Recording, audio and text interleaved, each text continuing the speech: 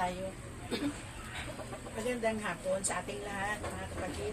Narito po kami upang ihandog ang aming panalangin at paghingi ng tulong sa iyo, Panginoon. Lord, sa oras na ito, gabayan at basbasan mo po kami sa aming mga talakayin na kung ano pa man po yung aming pinag-uusapan, Panginoon.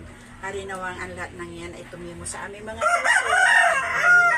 Ikaw nawang manguna sa amin, Panginoon, at gabayan mo po kami sa araw-araw.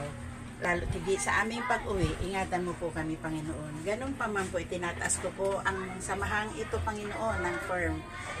Nahari nawang magbuklot-buklot po kami, magkakasama at magkakaisa, Panginoon. Na nananalig po kami, Panginoon, na darating ang panahon na ipagkakaloob mo rin po sa amin ang aming minimiti. Amen. Kaya ang lahat ng ito, Panginoon, itinataas namin sa iyo ang aming papurit pasasalamat. Yes, Lord. Amen. Amen. Gandang hapon po sa ating lahat. Weekly meeting po namin ngayon, September 28, 2025. Okay. Thank you. Thank you. Pwede na pong umupo.